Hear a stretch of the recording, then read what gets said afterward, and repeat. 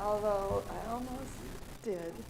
Hi, I'm Pastor Karen Hughesby. I'm the interim pastor here. And I am so pleased that we were able to gather here for this event. I want to welcome all of you to Trinity, and especially our musicians.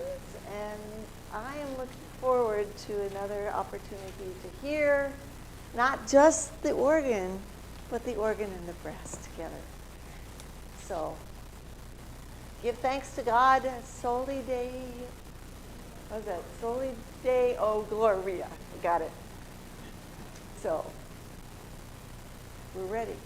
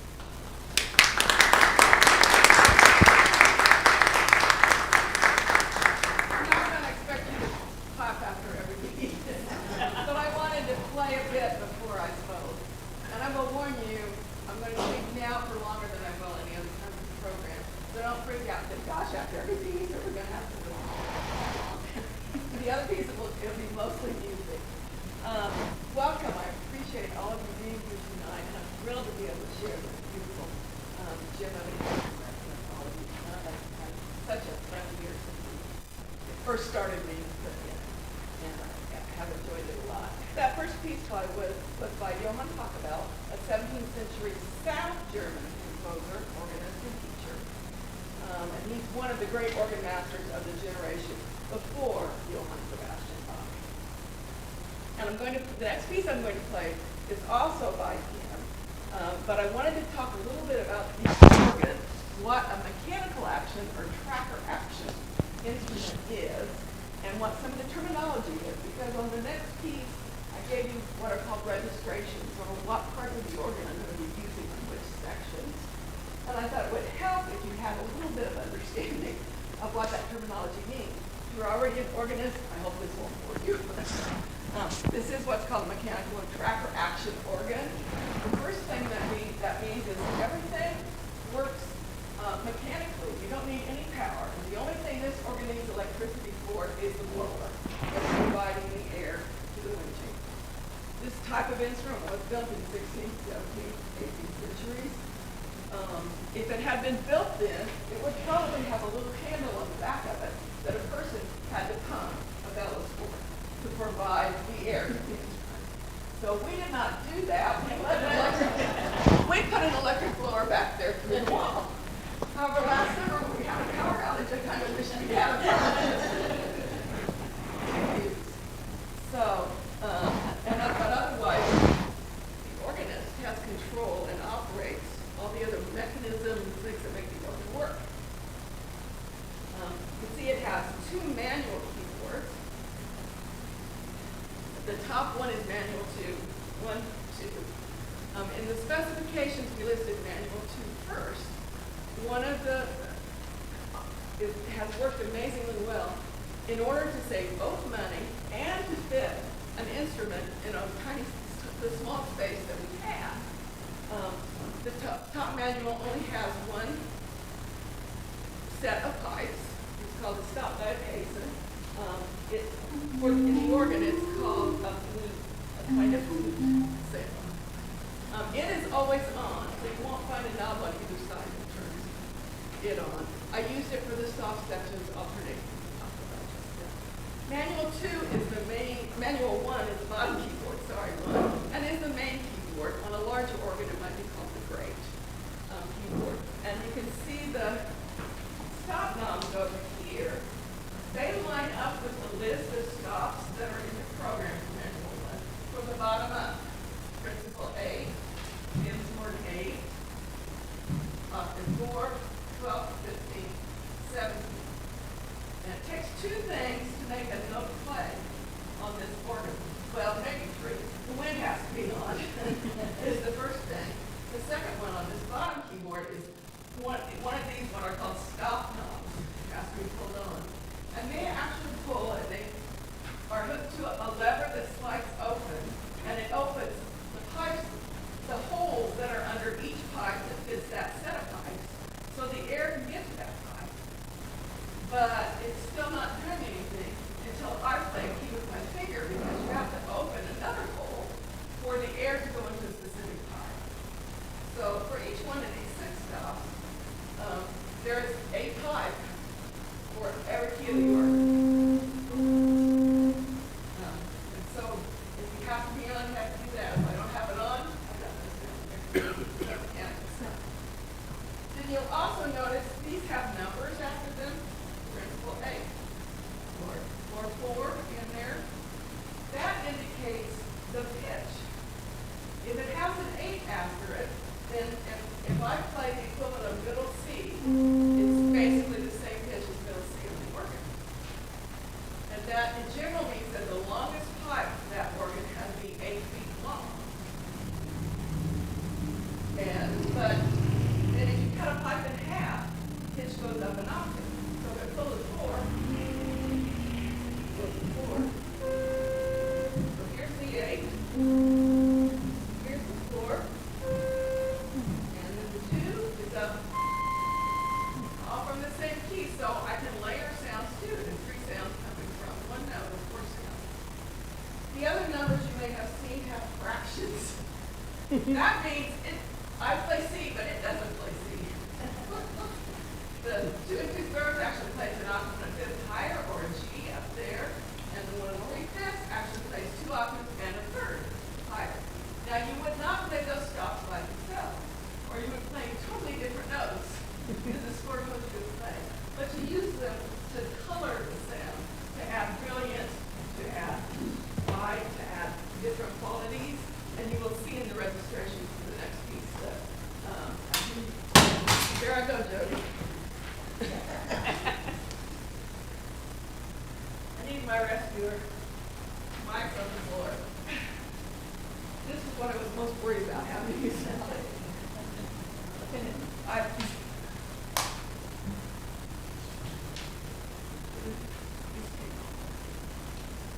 Oh, this is on here.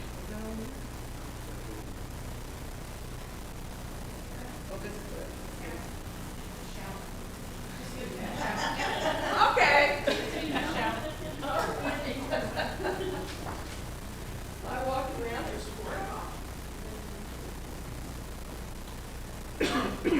Sorry.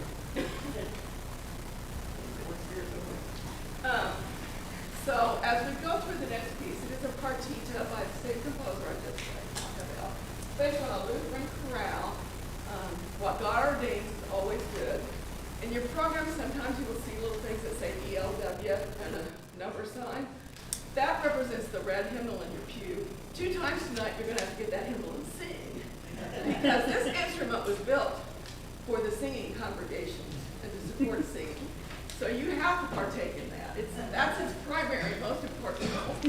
And plus, you get to sing with brass, too. And how often do you do that?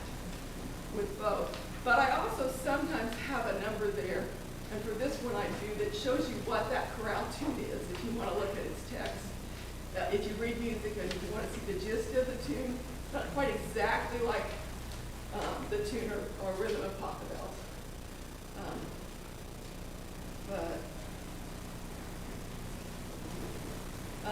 And then the other part of the mechanical action is actually the organist. I control how the key goes up and down, and that affects how it speaks. If I go down too slow, I can make a kind of woo in, come up the pitch, or if I let it off too slow, it may do something weird. And you may hear a few things with my fingers. It's been teaching me a lot this year about controlling my fingers because you hear what you're doing.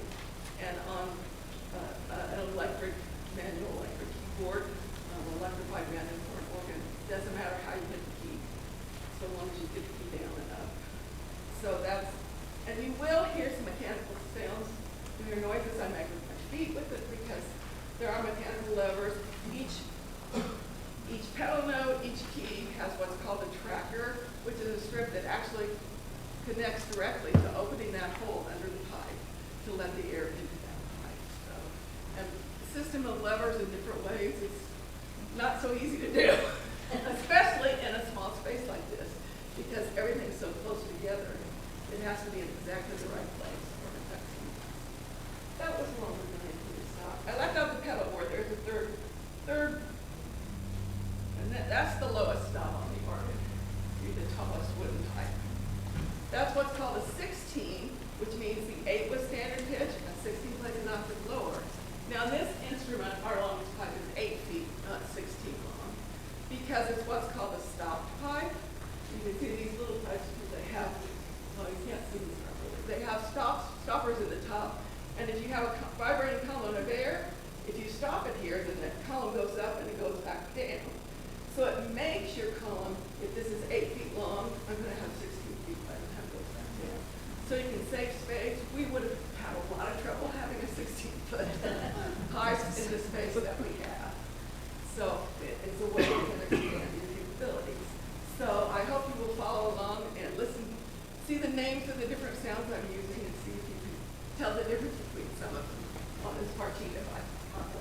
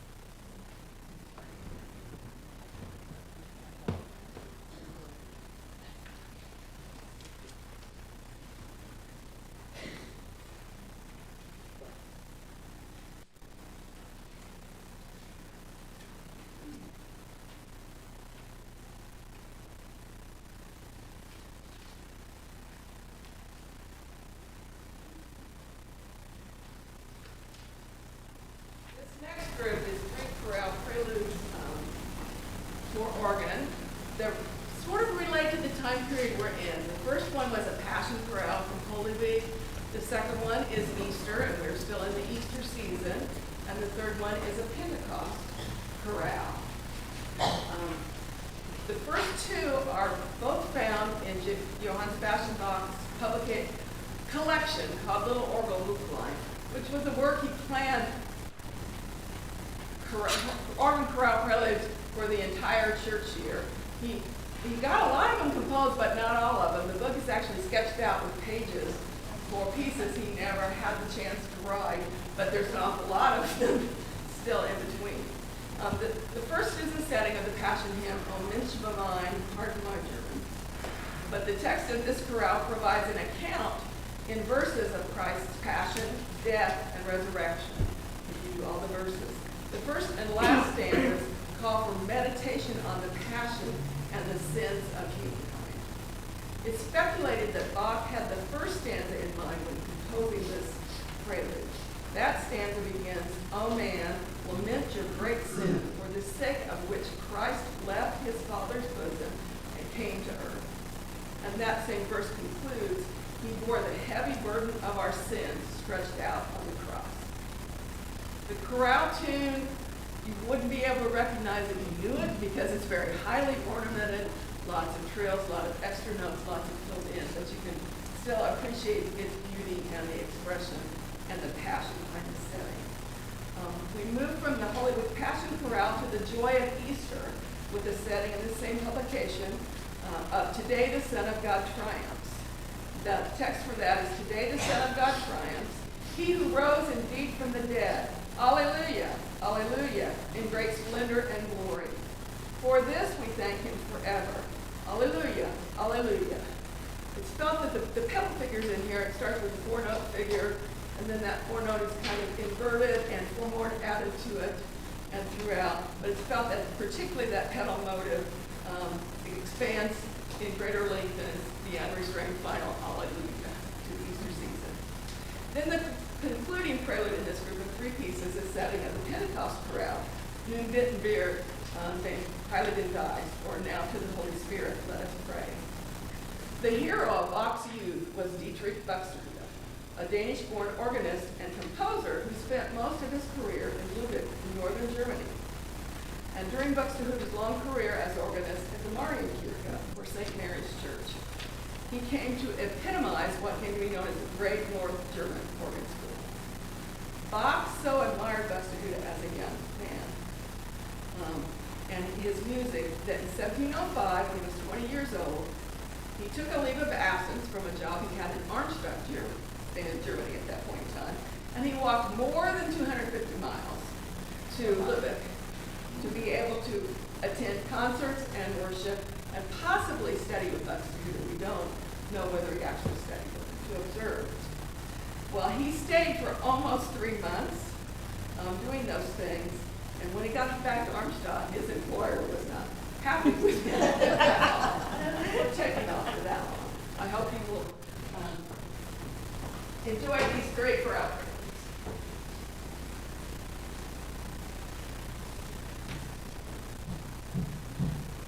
I will say on the first one, it's a very intimate, highly expressive chorale, probably the most expressive of, maybe not all of our Bach's works, but certainly in the Orgel Buchlein, and it's very, very ornamented. I did want to say that the solo that I'm using for the solo stop is the 4-foot octave on the grade played down an octave into the range where the music is written.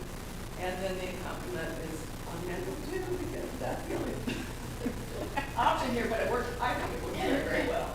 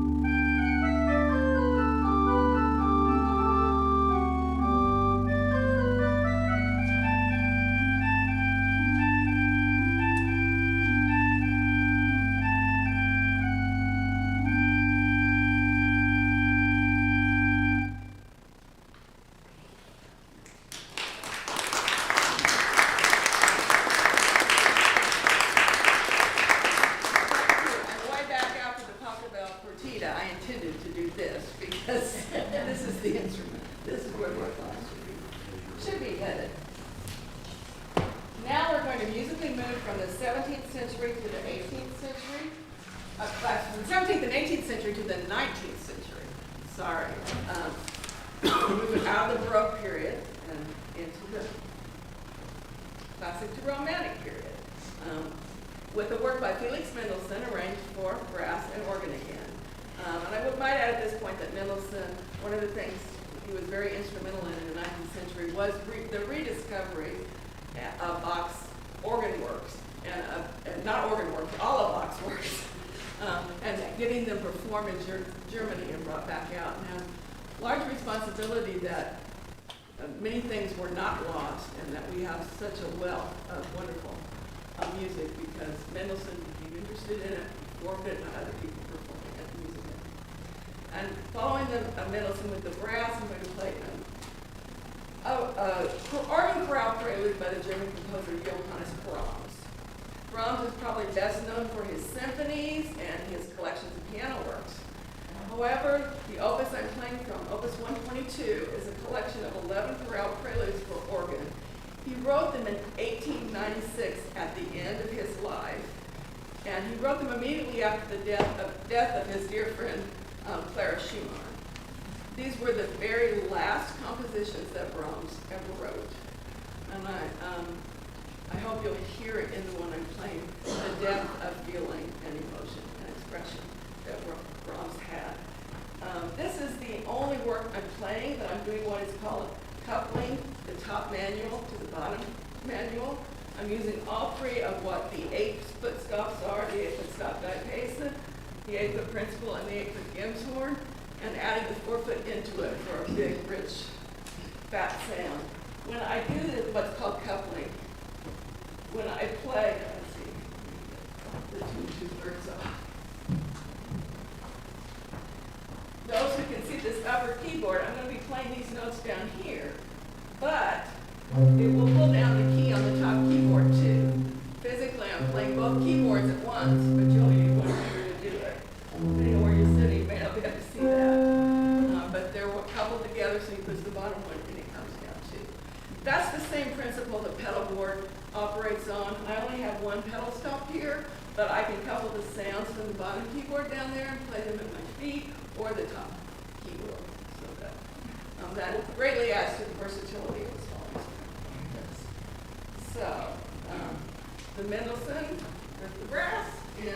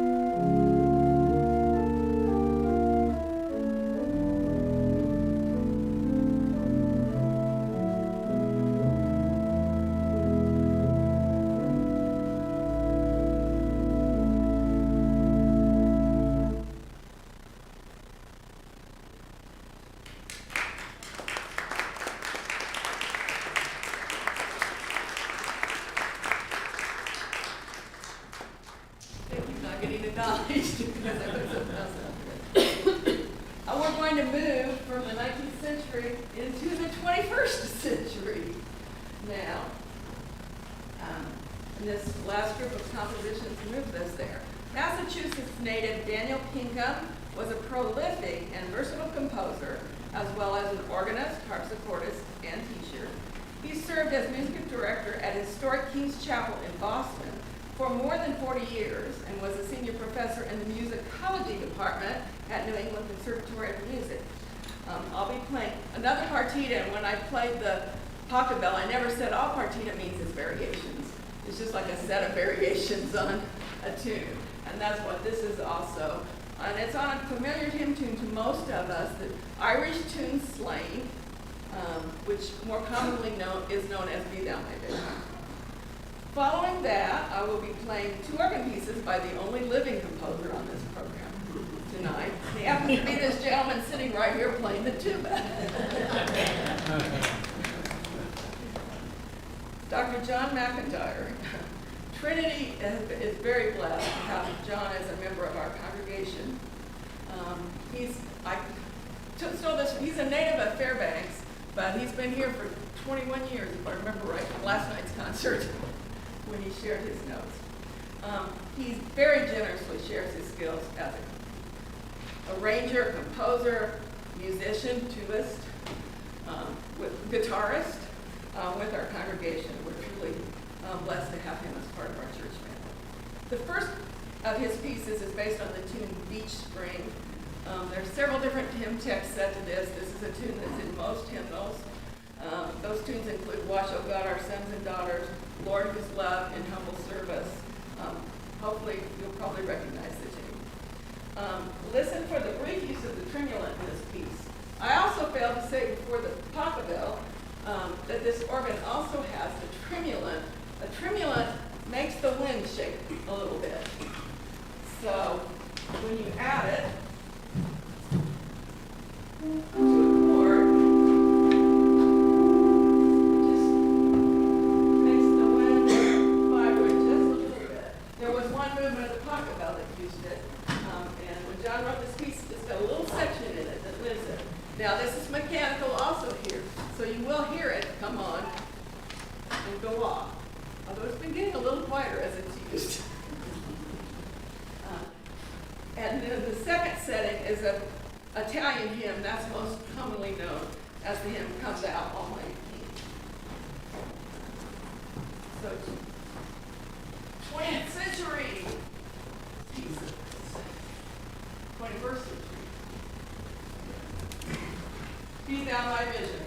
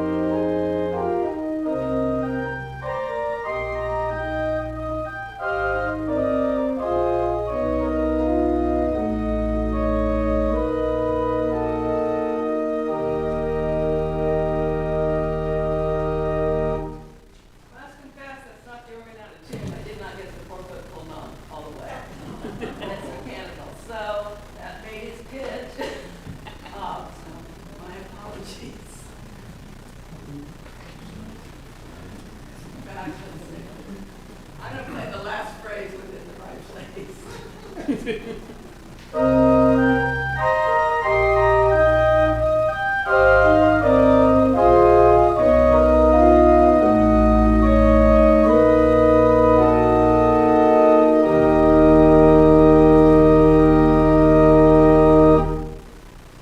I told you the organist controlled everything.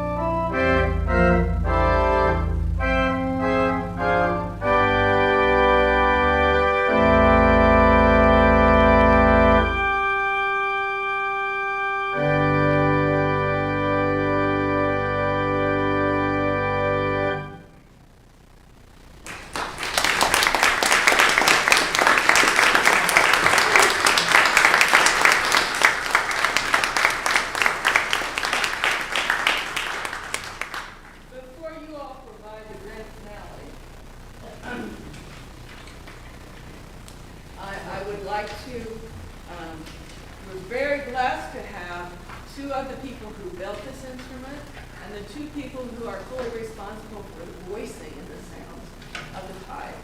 That's the president and head of MP Grafke, Mike Grafke, and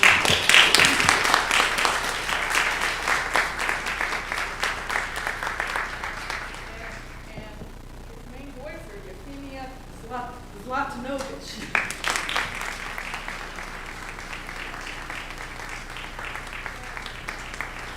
Mike, would you like to say anything else? If you would like. If you will, that'd be Shall I fine. come to you or speak from here? Wherever you're comfortable.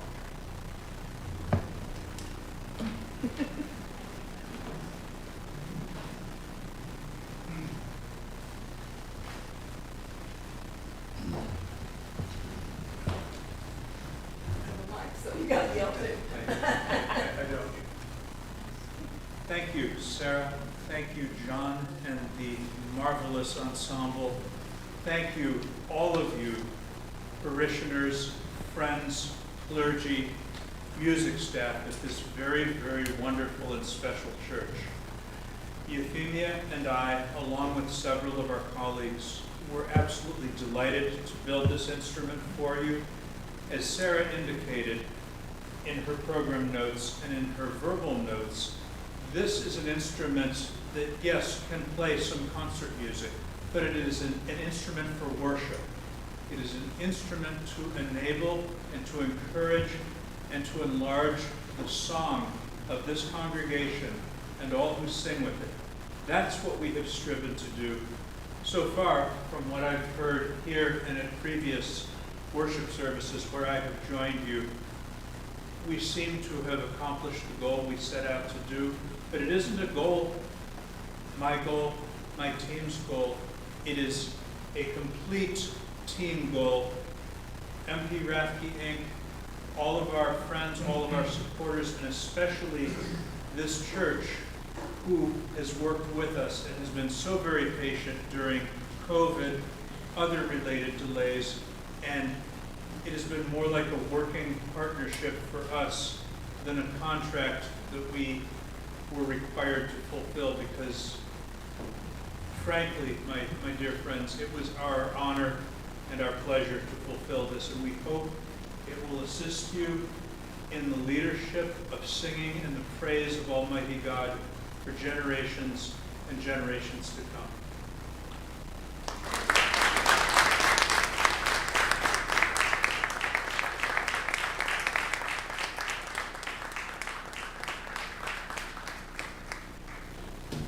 I wrote the number down, but you have it.